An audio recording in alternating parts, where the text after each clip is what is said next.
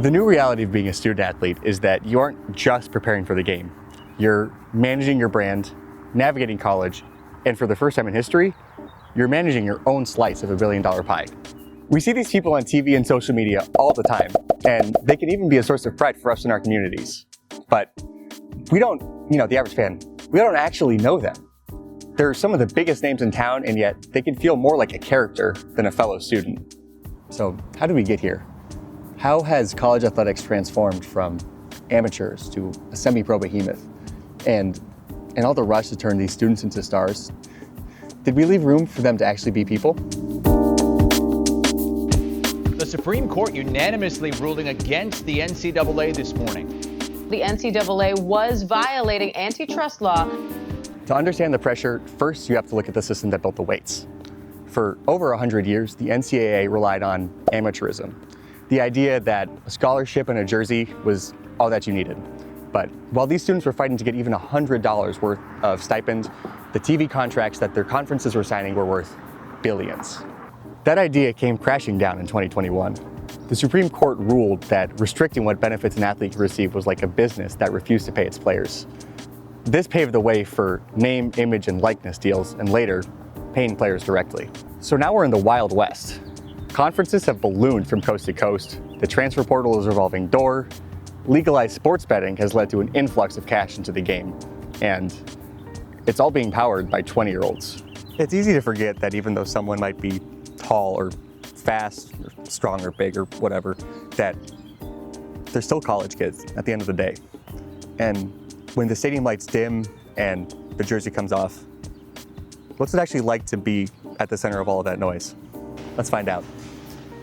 You just got to be locked in.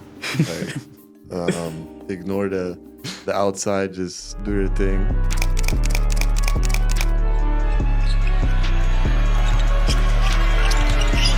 Underneath and a dunk from Plato.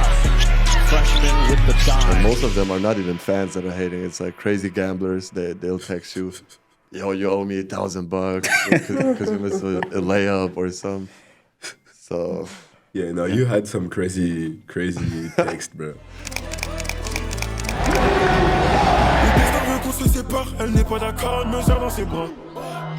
I deleted the X for a while, for this season, like just to be free mentally, because even if you don't want like to see the comments, sometimes you just want to see like what people say about you, And yeah, sometimes it's not a good idea. It's not a good idea to do that, but yeah, it's tough, but it's part of the business, it's part of the business, and so you have to tell yourself like it just helps you like to be stronger. I also like my haters in a way. Oh, okay. Because they are the reason why I do this. I really don't pick, I just choose. I don't set picks, I just shoot. Shopping in school, I told her it's BYOB. That mean buy your own boobs. Put it on God, he the one to put me on top. Can't be. If like the more they hate on me, it's like I feel like I'm doing so much better. Mm-hmm. So I'll keep doing, I'll keep doing me.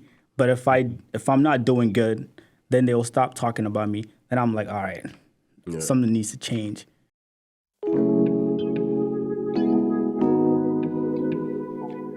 When you're the focus of so much attention, sometimes a routine can bring some much needed stability. I ended up having this discussion with them because they joined my group for this class project, and I got to see firsthand that their success is no accident. While the rest of the world is focused on their game, they're focused on the fundamentals. And for athletes, that starts with getting a good night's rest. Can't believe this is homework. This is crazy. Yeah, what the heck? How many hours of sleep do you guys average per night? 8. Oh, actually? Why you laughing, bro? Bro, come on. Yeah, we got 8. Okay. Yeah, Oh, I would good, sleep at good. 9:30, 10 max. 9. Yeah, More more. 9. 9 for you? 8:30 sometimes. Okay. Dang. Coach is watching. Nice. You never know. But, no, like he's right. Like we have a daily habits. Like every day we're doing the same thing. Yeah. Wake up at 6, work out at 7. We have to wake up at like 5 a.m. every single day. And even if it's cold, here in Iowa, it's like, Yeah. it's cold. Yeah, no, the weather is bad. Though. It's really cold. And then we have to go out there and run with shorts. That's even crazier. Oh my You God. can have sleeves. I mean, You you don't get can, but like you're gonna be like heavy and you don't want to run in that. Listening to them, you'd think that this was a list of reasons to quit. But what looks like a brutal schedule to us is a rhythm that they rely upon. To them, it's about embracing the challenge. If you don't like something, you're not gonna do it on repeat. Yeah. So we kind of find joy in a way of doing that. I mean, I've heard Iowa State that the basketball team is supposed to be hard, but once I got here, I experienced it myself, and it's way worse than I thought. But at the end of the day, it's just making you better, and it's not really hard to handle it afterwards. It's tough, but like what you're doing, what you're putting in, like the work for it, what you're sacrificing. It's just all about one word, just being disciplined. In the US, we're used to the idea that if you want to go to the pros, first you have to go to college. It's just the path that you take. But for international students, that could be a much bigger gamble. You're betting everything on a system that you haven't even lived in yet. My whole life changed from one day to another. I had to leave the home country, leave my friends behind, my family, everything. I built for it 20 years, and then I came here, started to get to know new people, speak a different language, play basketball, do all that to chase my dreams. I thought I was really good in English, because when I had some calls with some coaches, I was doing good, but it's not the same thing. When I arrived at Brewster last year, thanks God I had my cousin over there, but for a month, I couldn't talk with anybody. I was just on the side, just trying to catch some words, some vocabulary. But yeah, at first it was hard. And I think the harder things is the pronunciations.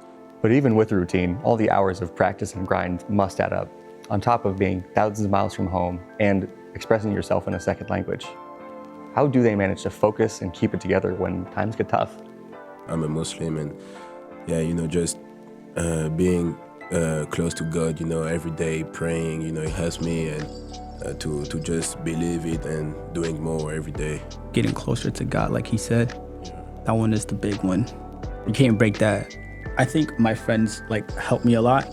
So they'll just FaceTime me and whatever and just be like, yo, don't ever forget your goal, don't give up. Mm-hmm. And they'll just constantly remind me why I'm doing this. Come back from a trip and the next day you would tell your friend, I tell KT I'm tired. He tells me he's tired too, then makes me feel a little better that I'm not the only guy feeling like that. But yeah, just friends supporting you, family, always big. And eventually, all the practice and the hard work pays off. I didn't really think I was gonna break the school record because it was just I think that day I PR'd by at least 5 seconds. So I wasn't really expecting it, but just seeing everybody that just came to support, and then your own teammate even just hyping you up, that's the big motivational. That's you look back on that and then you just this is why I'm doing this, because of the people around me, surrounding me. You walk in there, you see all the people screaming at you, especially when it's dark. You can see all the phones with the flashlight on, and yeah, you just feel stronger. They're the sixth man on the team. It helps a lot, and it's just a great experience. We often talk about athletes as if they were characters, but the more that we talked for this project, the more that perception faded away. In this digital age, it's often difficult to separate someone's online persona from who they actually are. And that's not just for student athletes. Getting to know these guys as classmates really put a lot of things into perspective for me. I said earlier that these people are a source of pride for us in our communities, but I mean that in a different way now. It's not about having the number 2 ranked team in the country or what they're doing on the track. It's the fact that these are people that chose to come here and represent us while they're still figuring themselves out. We come to college not alone to prepare to make a living, but to learn to live a life. And that quote has stuck with me a lot. College sports is changing. Money, NIL, social media, feels like everybody's watching all the time. But what I saw wasn't athletes chasing opportunity. I saw them using it as a chance to grow and learn. Because college isn't just about preparing for a job. It's about preparing for life. It's about developing and learning and being a part of a community and having obstacles be in your way and overcoming them, or failing and learning from that. But if we lose what makes this experience formative, if it stops being about growth and it is only about output, then not only are we doing our student athletes a disservice, but we're losing something for ourselves too. Our school story is just one small piece of a much bigger puzzle. And I think that's why I love college sports, because they're not perfect. They're human.